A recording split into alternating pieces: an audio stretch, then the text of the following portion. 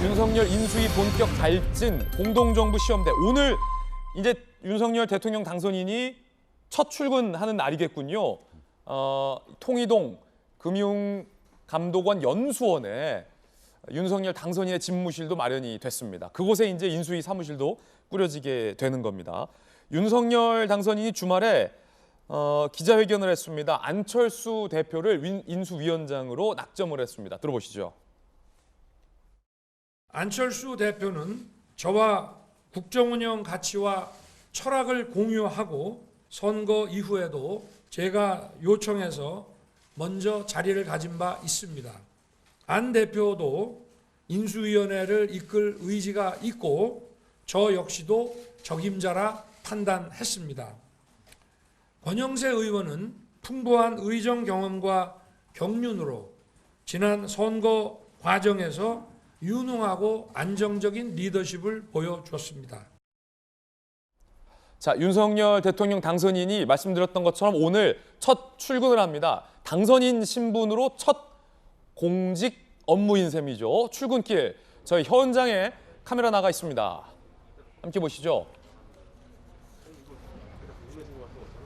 자, 이 시각 통이동 금융연수원 윤석열 당선인의 집무실이 있는 곳인데, 자, 지금 경찰 인원들도 있는 게 보이고요. 많은 취재진들도 나가 있는데 현재까지 윤석열 당선인이 아직 도착은 안 한 것 같아요. 화면에 아직 안 잡히는 거 보이니까. 그렇다면 좀 9시 3분 44초로 지나고 있으니까 아마도 서초동 집에서, 자택에서 이제 이곳 통이동 당선인 집무실까지 아마 지금 이동 중에 있는 것으로 보입니다.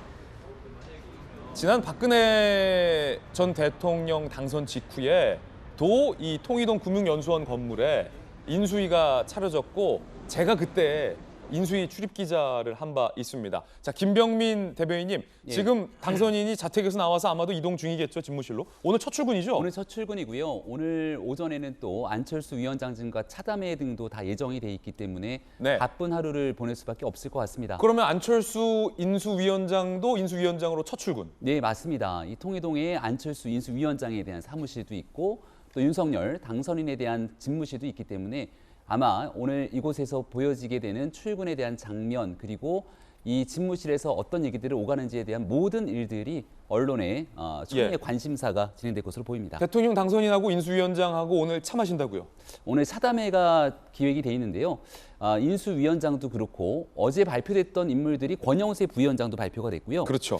우리 선거 기간 내내 정책 공약을 총괄했던 원희룡 본부장 같은 경우는 기획위원장으로 어저께 임명 발표가 됐습니다. 아, 원희룡 본부장이 인수위의 기획위원장. 예, 그래서 이 인수위 기간 동안 앞으로 국정을 운영하게 되는 국정 운영 계획에 대한 전체적인 전반 그 작업들을 진행하게 될 텐데 네. 그런 일들을 가장 중요하게 추진될 인물들이 오늘 모여서 차담회를 가지는 자리를 마련하는 거니까 거기서 이제 어떤 얘기들이 오가게 될지, 또 이제 인수위원도 구성해야 되고 그 이후에 어떤 사람들이 함께 참여하게 되는지도 굉장히 큰 관심사라 오늘 있을 차담회에 많은 관심이 주목될 수밖에 없는 것 같습니다. 아무래도 이슈가 많지 않습니까? 예컨대 청와대에 들어가지 않겠다. 예. 그리고 광화문에 집무실을 만들겠다라는 어젠다도 매우 크고, 영부인 제도를 없애서 제2부속실을 폐지하겠다라는 내용도 있고, 청와대 부처 조직을 슬림화하겠다는 것도 많고, 여가부를 폐지하겠다라는 현안들도 굉장히 많은데, 그 많은 현안 중에서 오늘 또 첫 출근이고 첫 차담회 아니겠습니까? 대통령 예. 당선인과 인수위원장과 부위원장의 첫 차담회인데,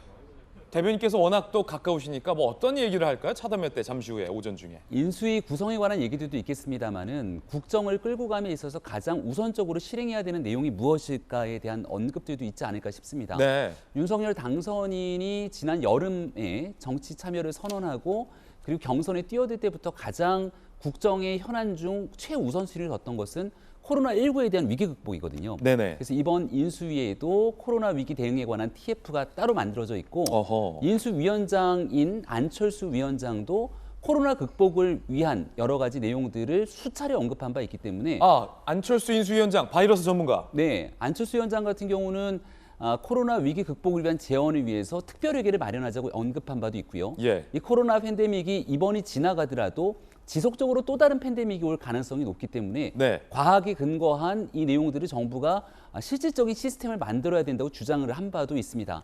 이런 내용으로 현재 오늘도 여전히 이 코로나 바이러스 확진자가 급증된 상태 속에서 소상공인 자영업자의 시름이 깊어지고 있는데 이 문제 어떻게 해결할 거냐 등에 대한 언급들이 아마 오늘 좀 있지 않을까라는 생각을 갖고 있습니다. 첫 번째 이제 당선인의 관심사에 대해서 제가 질문을 드렸는데 아무래도 김병민 전 대변인이 당선인의 생각을 잘 아니까 코로나로 피해받은 소상공인, 뭐 시장 상인들, 자영업자들에 대한 구제 방법이 아마 가장 첫 번째 관심사일 거다라는 전망 주셨습니다. 전재수 의원께서 노무현 대통령 당선에 공이 있으시고 그 청와대에도 함께 참여하신 바가 있으니까 혹시 초대 총리를 누구에게 부탁할 것인가에 대한 것도 굉장히 좀 관심사고 화두잖아요.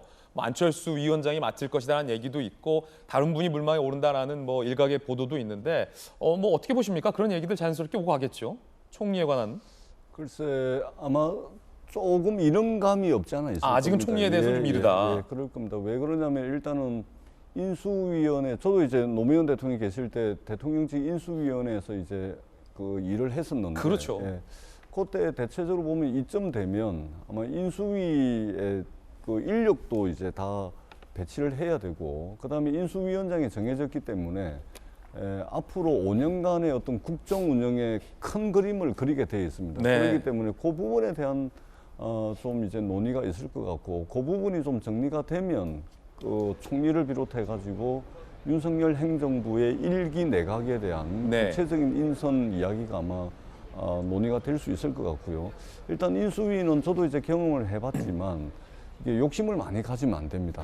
예, 당장 할 수 있는 일 위주로 좀 이제 정리를 하는 것이 중요할 듯하고, 네. 특히 이제 이번 인수위를 그 세 가지 키워드 정도로 이제 제 나름대로 좀 정리를 해보자면, 우선 첫 번째는 위기 관리입니다. 위기 관리. 러시아 우크라이나 전쟁 때문에 지금 원자재 가격 오르죠, 곡물 가격 오르고 있죠, 원유 가격 오르고 있죠. 이게 우리나라에 직접적인 인플레에 예. 영향을 미치고 있기 때문에 이 국제적으로 그렇고 국내적으로 또 오미크론이 여전히 확산세에 있기 때문에 이 위기 위기 관리를 관리. 어떻게 할 것인지. 두 번째는요? 두 번째는 이번 대통령 선거 과정에서 보여졌듯이 치열한 접전, 0.7% 차이로 당락이 좌우되는 그런 접전이었기 때문에 네. 결국은 이 국민들의 마음을 한 곳으로 모아내는 통합. 예, 그리고 세 번째는 뭐니 해도 이제 국정 운영을 안정적으로 하기 위해서는 입법부와 함께 어떻게 협치를 해나갈 예. 거냐.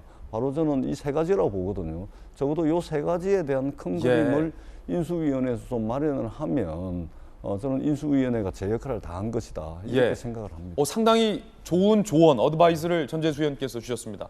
윤석열 정부 성공에 대한 또 굉장한 조언을 또 주셨어요.